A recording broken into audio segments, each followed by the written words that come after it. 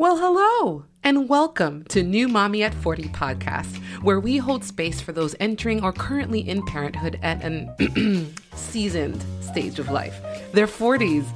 I'm your host, Victoria. Whether you're new here or visiting us again, thank you for stopping by. Come on in, put up your feet, and enjoy being in the company of someone who gets you and the amazing and exhausting journey you've taken on. While you wait for our guest today, click on that subscribe or follow button so you don't miss a future episode. Right now. Oh, and follow us at New Mommy at 40 on Instagram, Facebook, and Twitter. We'd love to hear from you. All right, here we go. It didn't happen in my 20s. Who cares? Now I've got all this fancy wisdom to share. Hey, I've got this baby, you're getting the best of me, 'cause I'm a new mommy at 40. Not on the wall. Great. As we close out Black History Month this year, I wanted to put the spotlight on something that's very important to me: Black maternal health. This episode will be a 2-part series dedicated just to that topic. Maternal health has long been a concern in America for women of all races. The CDC has found that about 700 women die from complications related to pregnancy or childbirth every year. However, Black women fare the worst, dying 2.5 times more often than white or Hispanic women. That's why I'm so thankful to have this chat with Daneen Sekoni today. After enduring 20 years of fertility issues, Daneen and her supportive husband welcomed 2 beautiful babies in 2 years. As a senior policy director in healthcare, she shockingly found herself in the company of other mothers, especially those of color, who find themselves caring for a new life while advocating to save their own. I know you'll find her overall positivity and perspective of life, faith, and parenting infectious. Let's get into our chat with our friend, Daneen. You and I have not seen each other in, you reminded me, 2009, right? At a cruise, a reunion cruise, so to speak, for one of the frats on our campus. But we both went to University of Miami. Shout out to the Canes, the U. All about the U. The U. You know, it's funny because I don't keep in touch with a lot of people from the University of Miami, but I'm happy that we have always been on Facebook. So I've been able to kind of peep in. And so I saw baby 1 and I was like, oh my God, he's so adorable. Yes. And then I saw baby 2 and I was like, wait, is that the same baby that I saw?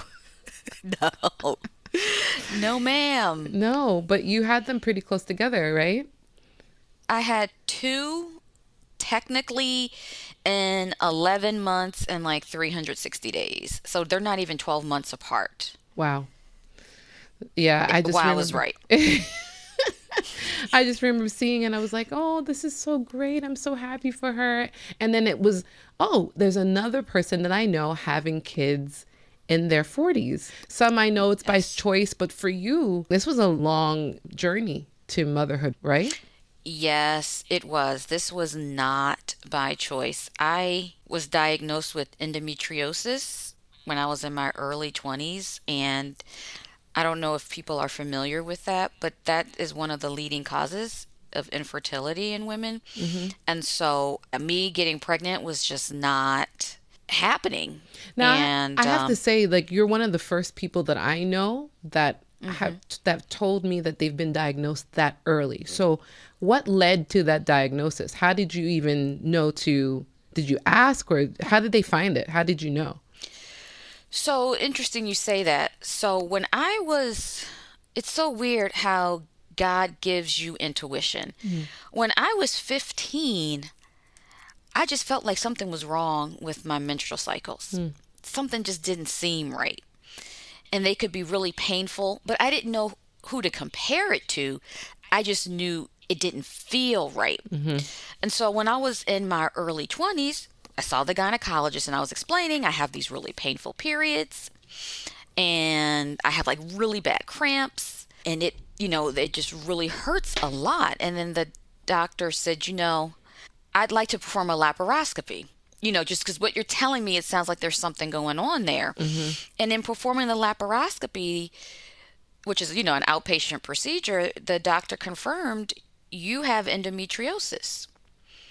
And he Good for said, you. and that, yeah, I just, that intuition. And he said, and that can, be a barrier to conceiving naturally. Not impossible, but it can be a barrier. So I knew I had it. And what they suggest is that that you take birth control pills, because birth control pills regulate your cycle, and it really minimizes the discomfort and the pain you get from endometriosis. Because when you have endometriosis, not all of your lining is exiting your body as you menstruate. Some of it stays, and that's what causes like the scarring. And so they say that they found that birth control pills help with the pain and with that scarring that can happen. Right. So I was on birth control pills for 10 plus years. Wow. And how old were you when you were diagnosed? Oh, let's see. I want to say I was probably 24, 25. Wow. When I was diagnosed. So were you thinking of kids at the time, of possibly having them and going into motherhood at some point in your life, to the point where that affected who you dated and how you dated? I knew I always wanted to have kids, to answer your question. So ever since I was like a kid, I would tell my mom, I'm going to have 4 kids. And one of them I was going to name Victoria, because I was going to have 4 girls. It's a beautiful name. And she laughed. She said, wait till you have your first, and then we'll talk. But of course it impacted me. And I thought, what guy is going to want a woman who has a condition that can make it impossible, if not difficult, for her to conceive? So yes, that was a concern of mine. Absolutely. Yeah, the reason I ask, because I've had conversations with women since starting this podcast about them being diagnosed with an issue like this, either endometriosis or PCOS or fibroids, but their diagnoses were so late, like in their mid 30s, when they're almost at that geriatric stage anyway. But so if you felt that at that point when you were diagnosed, it's even double for those finding out at that point, because they're like, oh, and I'm running out of time, and I have to figure out how to bring this up in my dating. Like, I'd like to try I'd like to start trying earlier than some others, you know what I mean? So I was wondering how that impacted you. And so you have this diagnosis, and then how long did it take before you met the love of your life that you're with now to even start having kids? How did that happen? So let's think. So I find out when I'm 25. Right. And I met my husband in 2014. So I was about, I guess, 37. Yeah. Or had just turned 38 when I met him. And my husband's younger than me. He's 5 years younger than me. So at this point in my life, I was thinking, I only want to date guys older who have kids so that I won't disappoint them if they want to have children, to answer your question about how that impacted me. That was really how I felt. So when I met my husband, Olu. Hey, Olu. Hey, baby.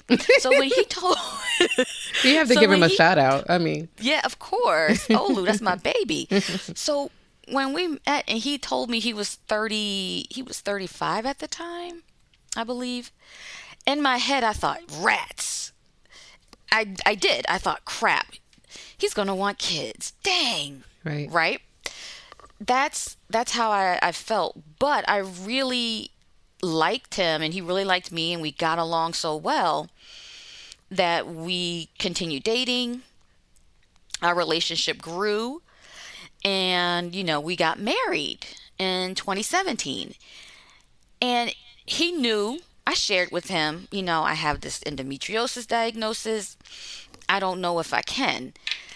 And he was so loving and understanding. He said, but Daneen, if you want to have kids and I want to have kids, it's worth a conversation with your gynecologist. Just talk. Yeah. Try. And if it doesn't work, at least we know we tried. But to know we want to have kids and to never try, that's a regret I don't want us to have. Ooh, you made a good one. You met a I good did. one. That is so did. supportive of him. It is. And I took his advice, made an appointment with my gynecologist, got scared and canceled it because I didn't want to hear the news. Right. Rescheduled it and went, and she was very supportive. She says, listen, you're 30, 38, 39 years old. Hurry up.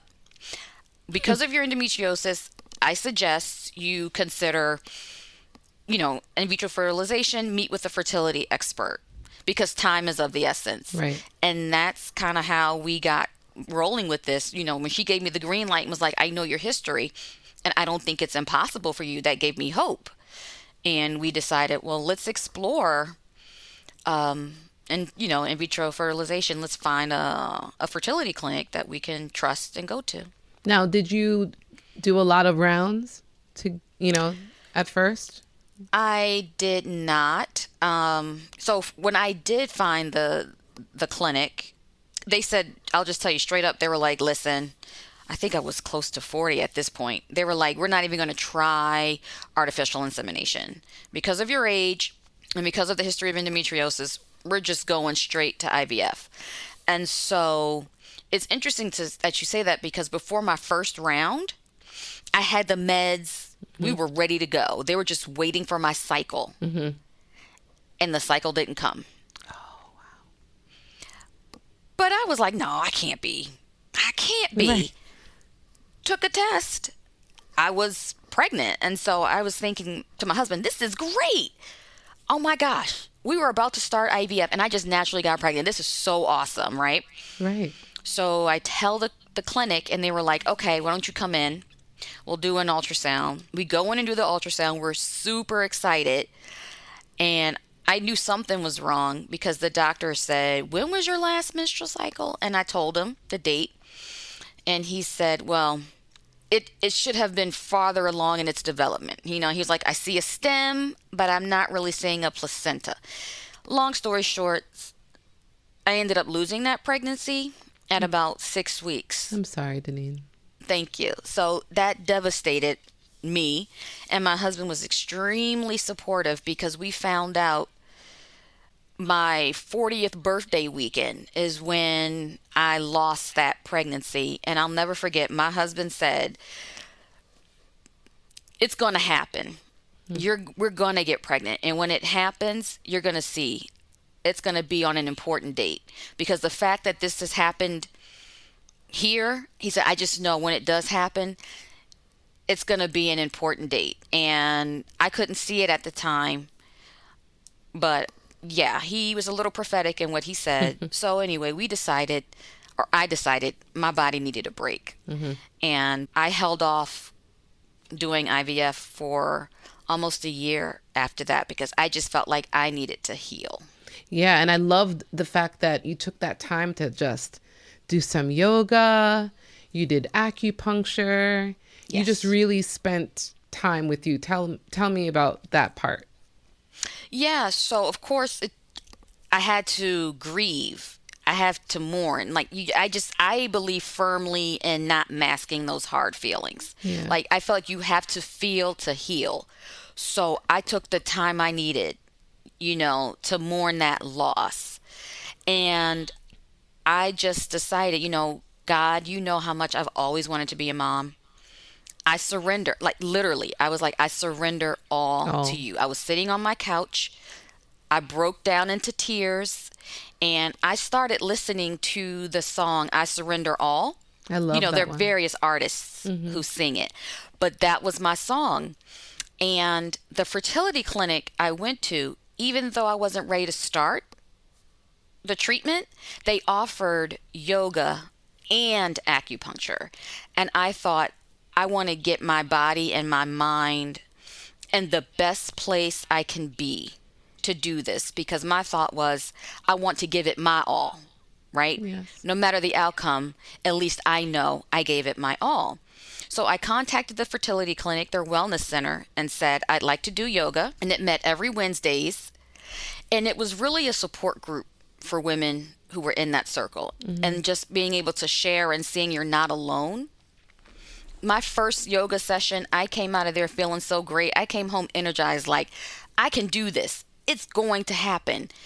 And then when I read how acupuncture can kind of help, kind of like with the synergy of your body and aligning your body and the hormones, I thought, I'm going to do that too, because what do I have to lose? Yeah. And so I found an acupuncturist in the community, and I would go to her 3 times a week. And she started to incorporate Chinese herbs to kind of help prepare my body. And I will say, I noticed incorporating the yoga relieved the stress. Yes. Right? Having that journaling, I would journal. And just having that support group of other women that were doing it with me. And seeing women in my yoga class who were falling pregnant.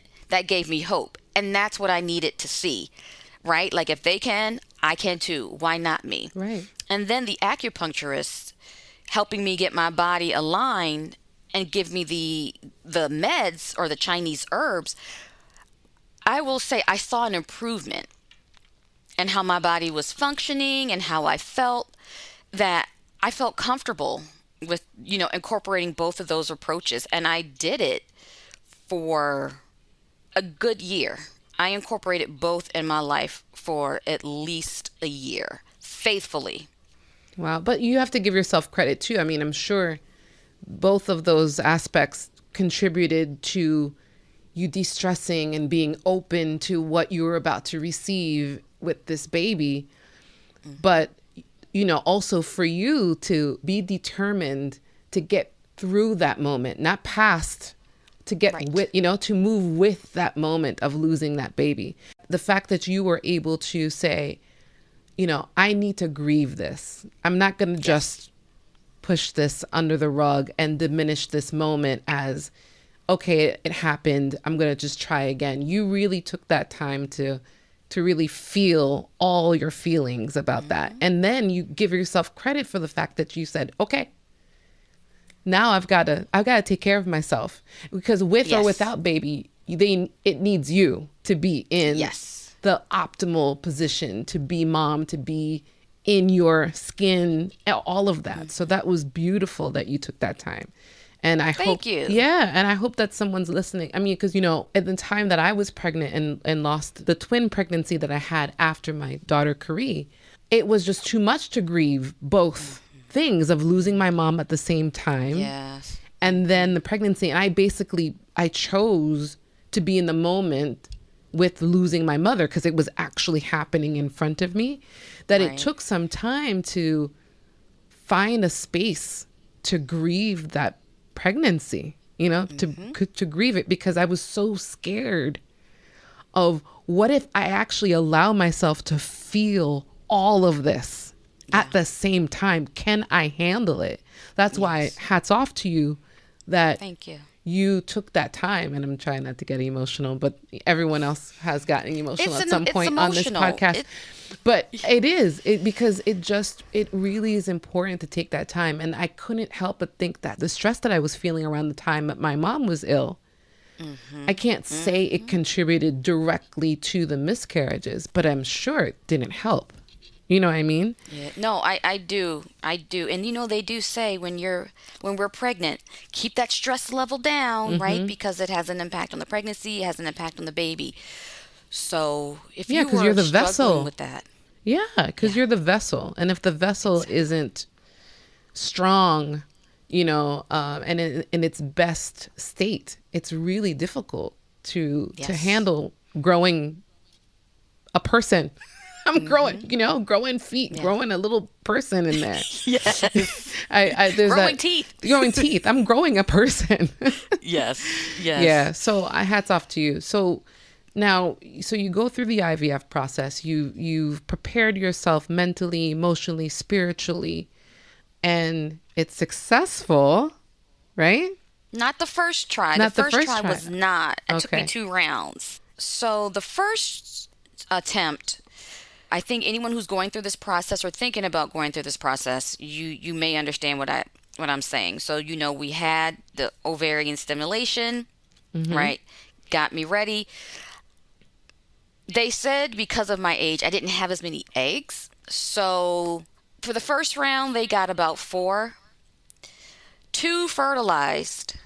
Think about this. And on day 5, 1 looked like it was turning into a blastocyst, but it wasn't quite there yet. And the blastocyst, everyone, just to say, if you haven't gotten to IVF, is basically looks like it could develop into a viable pregnancy. They won't even say viable pregnancy at that point yet because they have to watch it grow. But to actually have a blastocyst growing means that you're closer to possibly having a viable embryo, which then can be transferred and hopefully continue to be a viable pregnancy and a viable delivery. Is that correct? That is correct. Yes. Thank you so much for explaining. You explained it a lot better than I could have. It's only because I've been doing all these modules. So that they have you're me the doing. Expert. I'm getting there now. But yeah. So it didn't turn into a blastocyst until day 6. Okay. And I was excited. My husband and I were like, great, we have a blastocyst. And because of my age, I will say, because at this time I was 41, they said we want to do pre-implantation genetic testing. And so that's where they test the embryo. Take a little bit, right, of the embryo, take a little bit of the tissue, and they take it to a lab and test it to make sure it's chromosome normal. 23 from the mom, 23 for the dad, no deletions on the chromosomes. It's 46. And it turned out after our 2-week wait of those results, unfortunately, that one blastocyst we had, it wasn't chromosome normal. So, of course, we were disappointed. I was devastated. I'll never forget when the doctor called to break the news. But she said, Daneen, if you're up for it, let's try again. And I said, yes, I am up for it. Let's try again. And what she did say was, she said, the first cycle, it's not always going to be successful because with the first cycle, we're still learning your body. So the treatment regimen we give you is pretty standard. But now that we've gone through this first cycle, I have a better understanding of how your body responds. So she tweaked my regimen, I guess you could say, for lack of a better word. And the second cycle, we ended up having, I think it was about the same. I think it was 6 eggs. 4 became blastocysts by day 5. We did the pre-implantation genetic testing again. 2 came back chromosome normal. And I said, this is great. I'm still doing this yoga with this group. And it's interesting. You know how God works? I'm telling you. People call them coincidences. I call them God winks. Because here I am. Yeah, God winks. Yeah. God winks. I call them God winks because I'm in this yoga class, right? Doing this yoga every night. Women were sharing our stories. And this one woman said, I'm just sitting there. And this one woman who was a little older than me, she was maybe 43 at the time, she said to the group, I'm going to do endometrial biopsies because I keep having unsuccessful embryo transfers. And I thought, what's that? I'm curious, what is that? So I sent a message to the nurse at the fertility center and said, I'd like to talk to my doctor about endometrial biopsy. My husband and I scheduled the call and she said, Daneen, I was actually going back and forth with whether or not we should do that. And she explained what this is. It's a procedure, women, if you decide to go this route. And again, because of my age, she said, because of your age and because you only have 2 viable blastocysts, I highly recommend it. They take a biopsy of your endometrial lining and they test it to see when is the optimal day to do an embryo transfer. And I'm so glad I did it because they got the results back and the nurse called me and said, it turns out, Daneen, you need 1 more day of progesterone shots before the embryo transfer.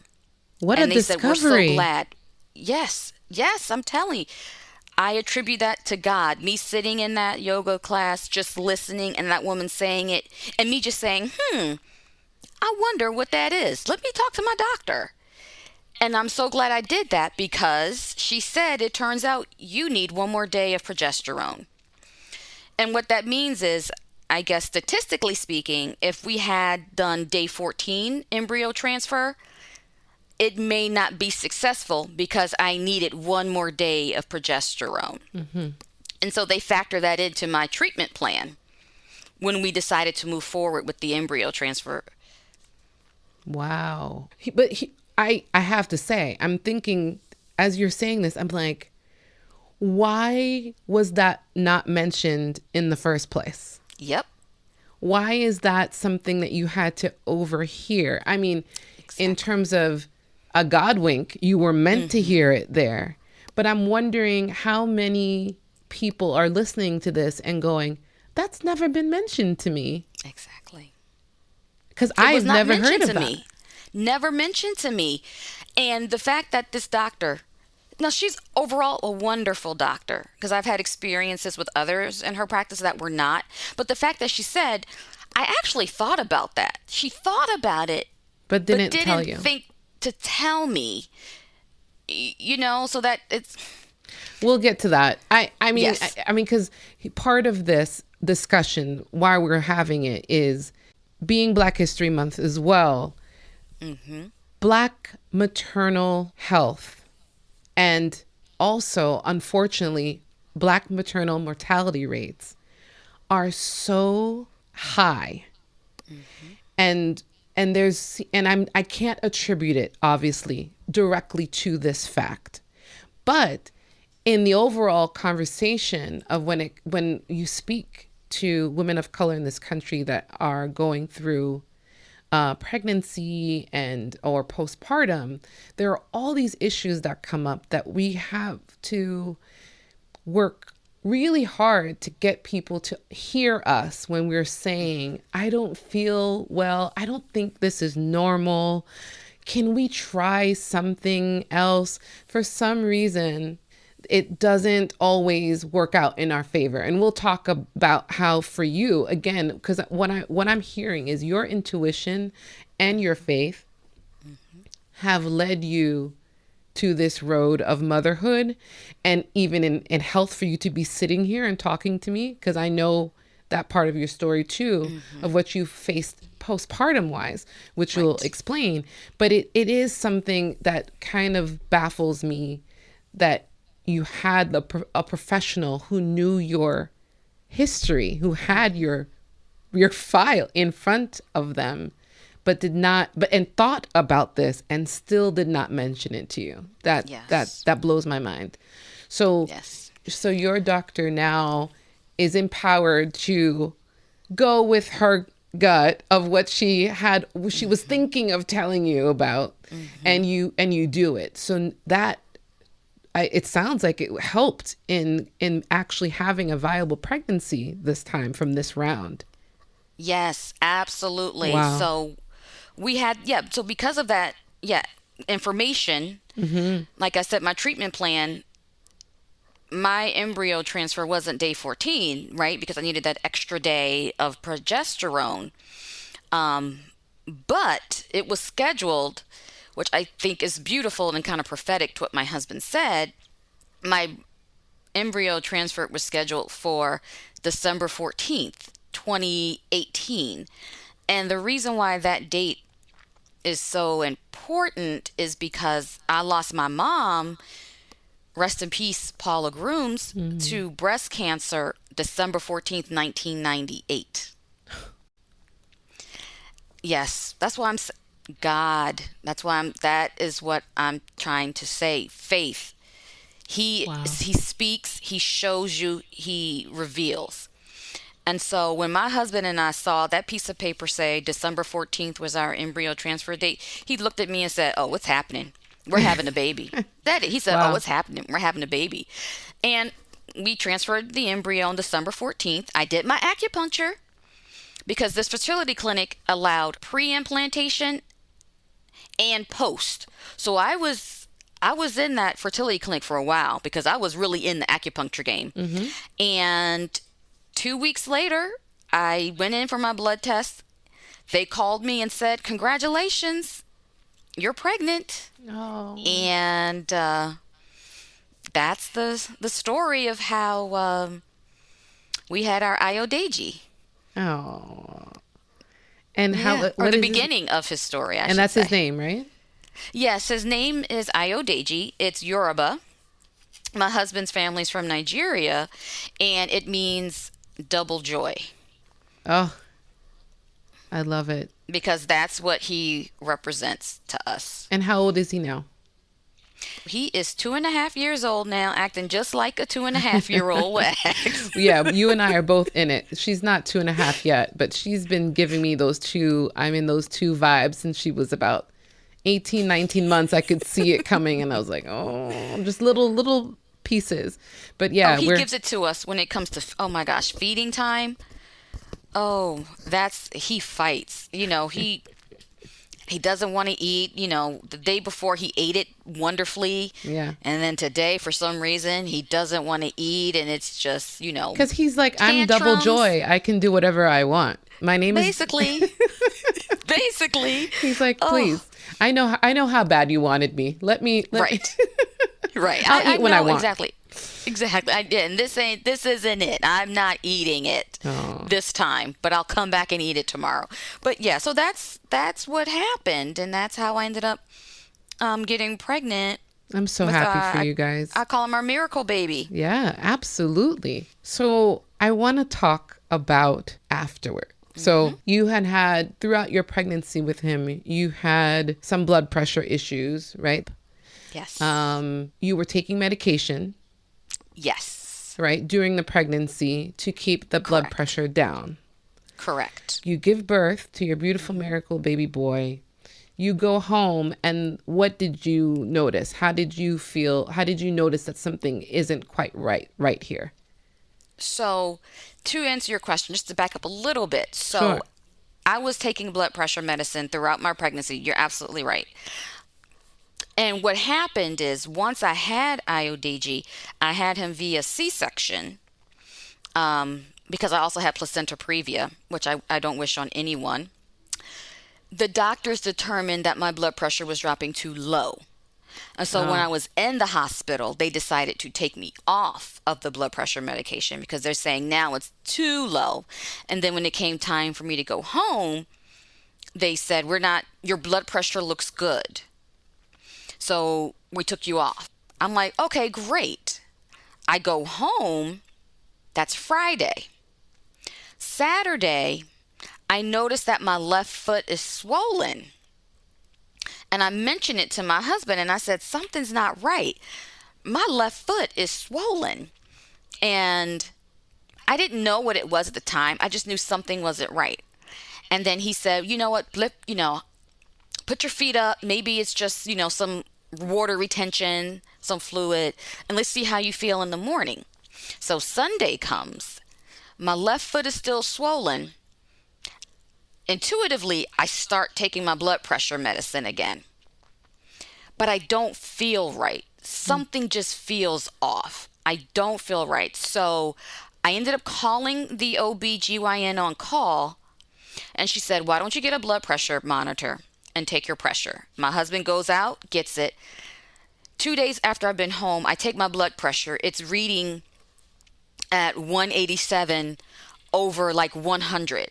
I immediately jump up and I tell my husband, you have to watch the baby. I have to go. I Uber, Lyft, to the hospital. Now I'm nervous, right? So by the time I get to the hospital, my blood pressure shot to 213 over 178. Oh. So they immediately take me into the labor and delivery unit and they give me medication immediately and they bring my blood pressure back down. And I ended up being in the hospital for maybe 3 days until they got my blood pressure back under control. And you know what's interesting, Victoria? A black nurse, she came in and checked on me and I told her my story just like you. I was on blood pressure medicine, but they said it looked so good. They took me off, but my pressure went up and I'm back in here.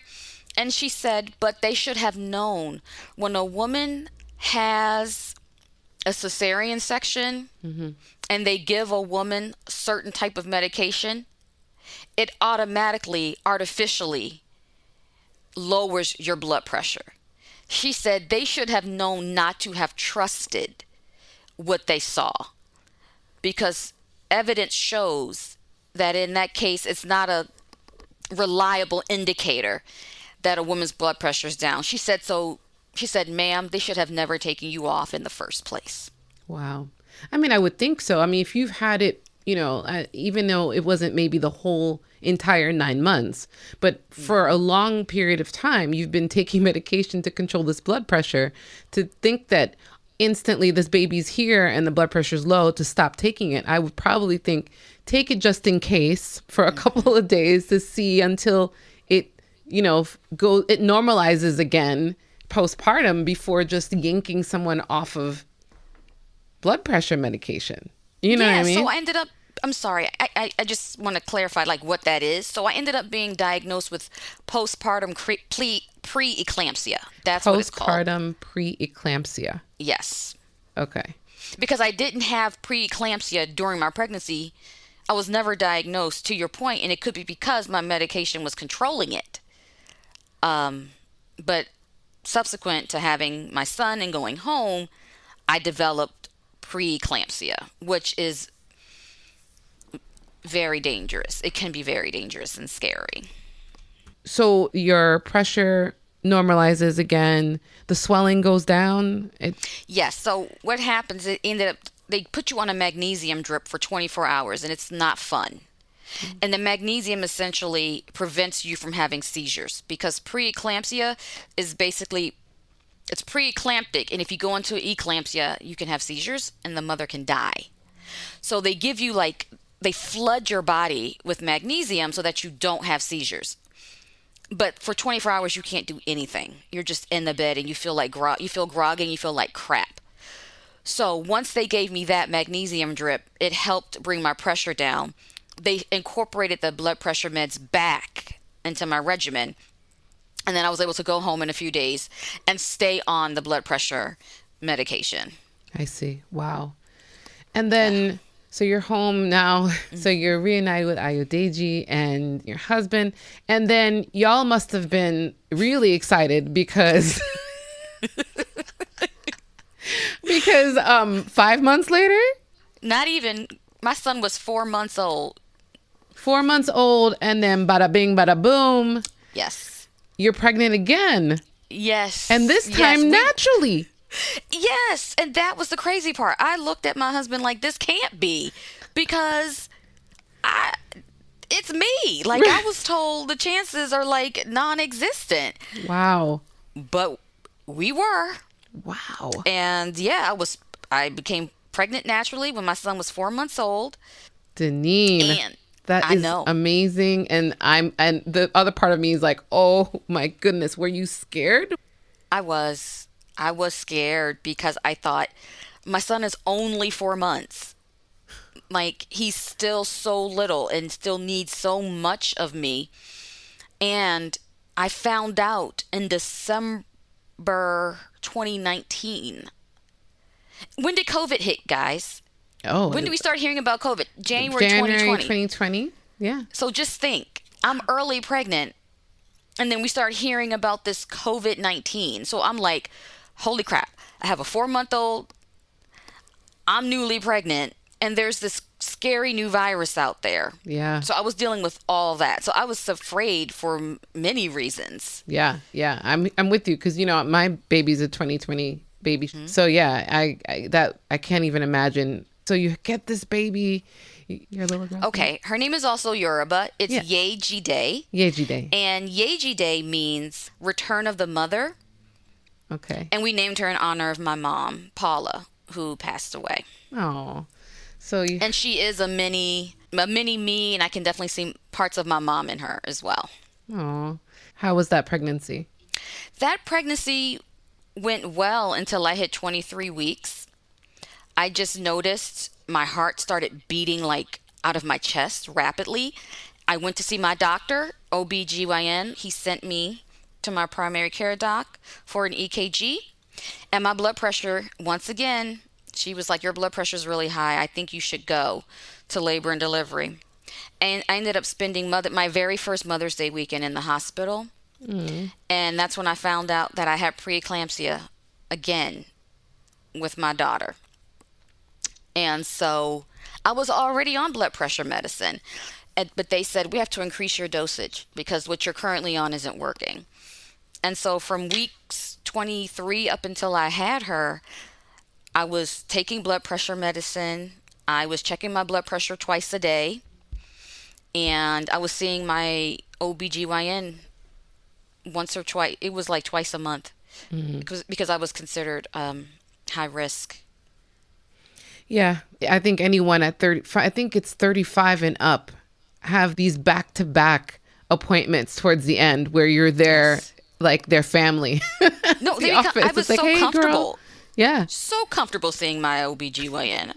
Oh my gosh, that was like my outing. Yeah. It was COVID in the beginning. Who was going anywhere? Right. Right. That was how I socialized. Yeah, for those of you who are, 35 and up, be prepared to you spend a lot of time at this office. You make sure you like them because you will be there quite often towards the last 2-3 months. If you have no issues, last 2 or 3 months. And if you do have issues even earlier, you'll be there quite a few times during the week. Oh, absolutely. So the reason why I mention that is again, right? They know your history. Yes. You've been going there. They're like family. This is your second pregnancy. You've been there. They know your history. So you deliver your baby girl. Yes. And then I deliver my beautiful baby girl at 36 weeks, 5 days. And I'm in there now. I know my history. I know I have preeclampsia. And I'm telling them, make sure you give me all my medication. Don't take away any. And I even told them, and don't trust what that blood pressure monitor says, because I have a history of preeclampsia. Continue to give me both of my dosages.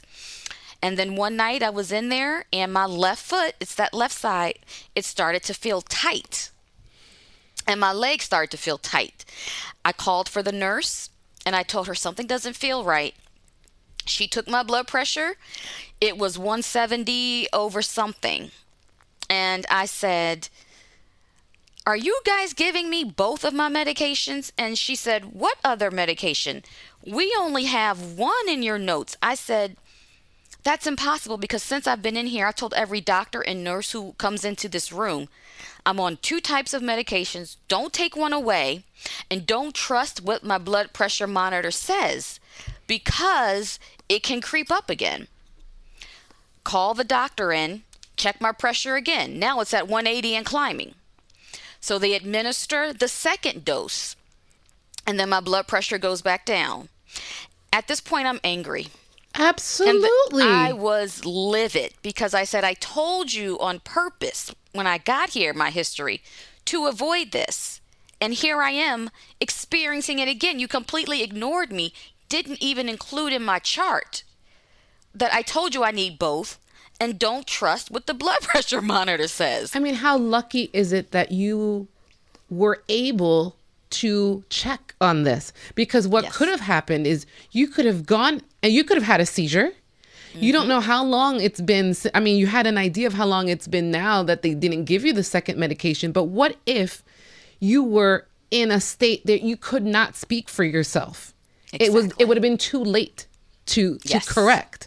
So the fact that you were able to speak on your behalf and say, I think something is wrong here. That is why you're even sitting here talking to me right now. Yes. Yes. I never thought of, you know what, Victoria, I never even thought of it that way.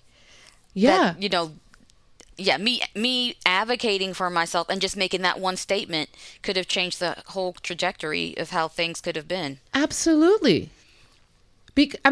Also think about it just so happened that your delivery went well enough for you weren't in a state of, you weren't in a coma, you didn't have, any external bleeding or internal bleeding, I should say. You didn't have, everything went quote unquote well enough for you to be able to tell them, wait a minute, something is wrong. Or even to tell them, hey, letting you know, 2 medications, don't forget to give them to me. Think about all the women who are not able to say that for themselves. I know. And it was too late to find out. And they're not here to tell their story. I know. I'm just thankful that you were able to advocate for yourself. Yes. Well, you know my background. I work in health policy, right? So, right. So I'm not new to this. Like, none of this is a surprise to me. I work in the health policy space. I know about the black maternal mortality rates, right? And the morbidity rates. I know about that. I know how to advocate for myself. I know what the words are. I know the terminology. I know the jargon. And still, when I delivered my daughter, my orders were ignored because I feel like they thought they knew better than me. Right. And you don't. Right. You can never know better than the patient, the health of a patient. Yeah, I mean, it's one thing to suggest something different and have a conversation with you about your health, but to blatantly ignore something that I'm telling you because you're the professional, or she just had a baby. She doesn't know what she's talking about. Whatever it is, just blows my mind. I just don't understand how that can happen. And it happens all the time.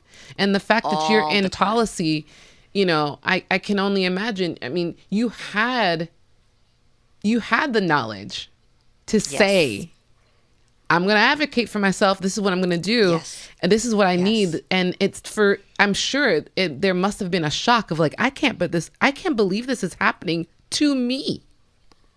Oh, it was incredulous. I was like, are you serious? I'm here again. I literally was like, I told you guys everything so that I would not experience what I experienced with my son. And yet here I am again through no fault of my own. You did everything I told you not to do.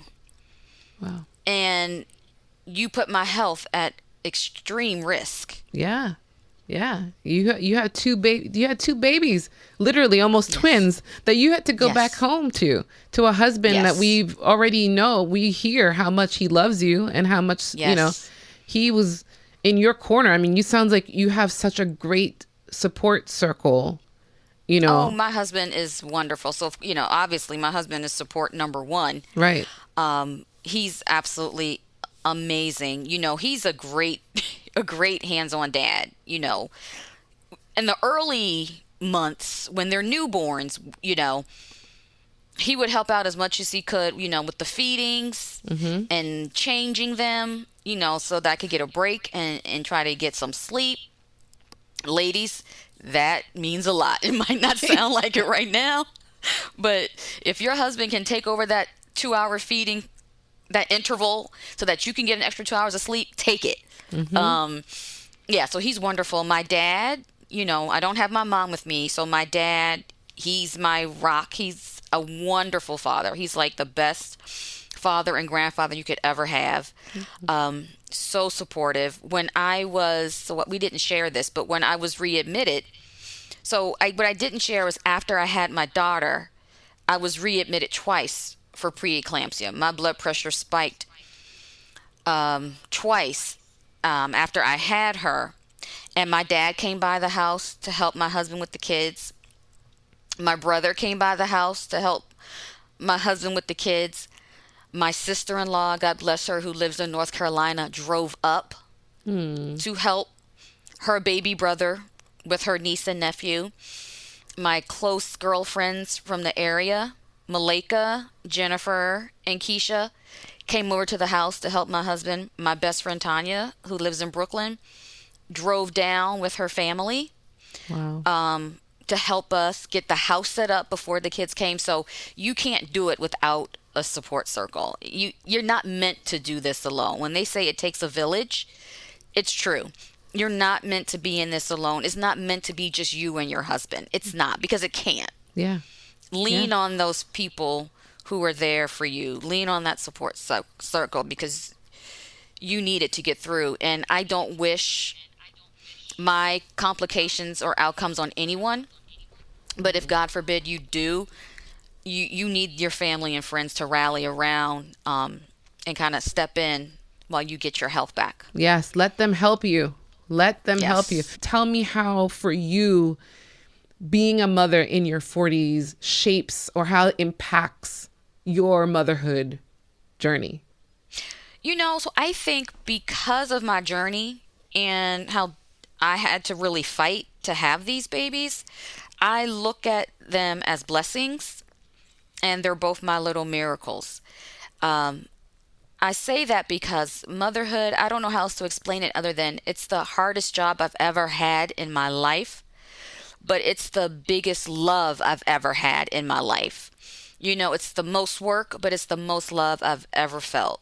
And I think that's the way I explain motherhood. It's hard, but the love you have, you never knew you could have. And I think when you're in your 40s versus if maybe for me, speaking for myself, I was in my 20s, I appreciate motherhood more. I'm more patient, right?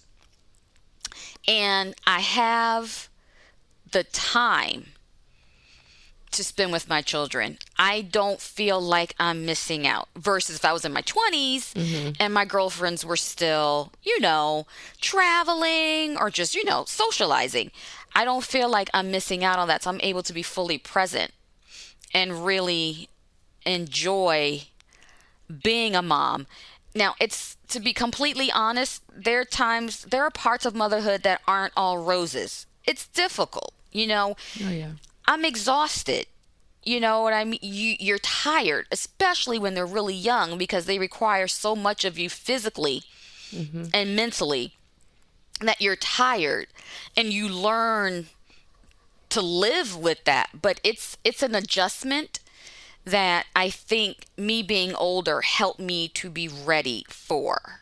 And that's just one thing I say. It's a very serious. I don't call it a job, but I feel that if God blessed me with these two children, his children, to take care of them, I take that responsibility, my husband and I, very seriously. Well, I like the fact that how you said that about his children. Kind of gives you Yes. this feeling of like, even when the times are hard, and then you realize, no, I entrusted you with these two human beings, so you better make sure you Exactly. take care of them. You're like, okay, okay, Papa. And I think he's like, and I know you're going to cry because I'm going to be honest. There are times when you're so tired and you're just so exhausted and you feel overwhelmed. You have to cry to let that release out, but that's okay. Right, It's actually normal. right. Yeah. And I think I'm glad that you said that because I know I've felt it as a stay-at-home mom. It is everything I did not think it was. Okay. I like You that. thought I was going to Yes. say something else, but everything I didn't think it was. And a lot of what I thought it was at the same time. And also take the time to say, this is hard. I need a break. So I'm glad that you Yes. said that. It's a reminder to me too, because I still, especially because I'm going in this process of having another one. Yes. I find myself often going, don't you become challenged by this because you about to add on to your to your day, like to your load. It's about to get Yes. heavy. And my husband's always asking, like, are you sure you're gonna be okay? Because you seem really tired today. And I'm like, I am tired. I have the right to be tired. That does not mean that I don't want another baby. I'm just literally going, Exactly. how? But I will. Yes. It's Yes. tough. And for you, like, you didn't even have time to get used to the one, so you don't No. know anything different. You know I what I mean? don't. When I came home from the hospital, we had two babies that were not walking. Yes, imagine that, Victoria. Yeah, they're all tummy time for everybody. Exactly. Yes, two babies who weren't walking, and my son Ayodeji still was not yet sleeping through the night at that time. Wow. Yes, Hats off. I'm literally doing a you. little bow. And also, but we got through it. you got through it, and it feels like your faith is an anchor for you, Oh, and there's no absolutely. way that you would have gotten through all of that without knowing that this is happening for a reason. Yes. I asked, and you said you shall receive, so here you go. Yes. I'm So here blessing you you go. with all these right here you go, with here are your twins. Yes. You inspire me, especially going into this Aw. process, because it's not easy. That's so sweet. What do you love about being a mom? Oh, I love the cuddles. I do. You know, they are the sweetest when they come up to you and just like hug you and kiss you. Um, it's the best feeling ever. Or the first time you hear your child call you mama, it's just so sweet, and it just melts your heart. So I just love, I know I'm at the beginning of parenthood, right? They're going to become teenagers, and then I'm probably going to like get out my face. But right now, I just love them and just seeing them grow. That's really what I love. Like, we had this blastocyst with Iodeji. And to see him go from starting off as that blastocyst to a 2.5-year-old boy who's now talking, who's now telling us what he wants, what he doesn't want, who has his own personality, it's just great. It just warms your heart. And the same with my daughter, to see her little personality come out. And baby girl has a personality, she's a trip. Where did she get that from? I wonder. Yeah, she does her little dance moves like this. Yeah. But yeah, that's what I love. Just seeing them grow and just hugging them and kissing them and hearing them say your name. When your son, well, for my son, first time he said, "I love you, mommy." That was awesome. Unsolicited, unprovoked. He just said, "I love you, mommy." Oh. Makes it all worth it. Yeah. Sorry, I got a little emotional. I'm thinking, oh my gosh, I'm going to go through this again, God willing. I hope. We'll see. Inshallah, as I like to say. Yeah, yes, thank you. But you know what I always like to say, Victoria? Just one last thing. So, I was in my 40s, right, when I did this IVF. So I was basically 41. And, the statistics said that because of my age, I think I had maybe an 11% chance of a pregnancy resulting in a live birth. And then with my daughter, I was 42, and they said that I think women that age, it's like 5% of even doing this naturally. Yeah. But I tell myself, what medical literature or what the science says, they can say I'm 5%, they can say I'm 11%, but God said it's 100%. Yeah. And that's what I choose to focus on. Yeah. And God says. And that goes for anyone, whether you are religious or you're not. The nugget that you just gave us, that what is the fact that you can't go into this only thinking of science. You've got to have faith in yourself, whether it's in God, whether it's in just the universe, whatever it is. Your mindset has to be, this is happening because my frequency is on, this is happening. Exactly. And that's what it was for me. You're absolutely right. It was why not me? That was really my motto. Why not me? Yeah. Oh, I love that. Why not me? Oh. I put mascara on for you, Daneen. I was just really trying to, because I don't go anywhere. And now you're making me like, You're beautiful with or without the mascara, girl. Thank you so, so much. No, thank you for the opportunity to share my story. I appreciate it. My thanks again to Daneen for sitting with us today. Don't you think she'd be an amazing inspirational speaker? I sure do. I'm so thankful that she was empowered enough to advocate for herself, and I'm hoping her story helps expectant mothers to do the same. We'll pick up on part 2 of this subject in April during Black Maternal Health Week, which is from April 11th through the 17th. For more information, please visit the National Institute for Children's Health Quality's website. That's www.nichq.org. I hope you'll subscribe, follow wherever you're listening to this podcast today. Don't forget to follow us on social media, on Instagram, Facebook. And I'm looking forward to seeing you again next Monday. Take care of each other and take care of yourself.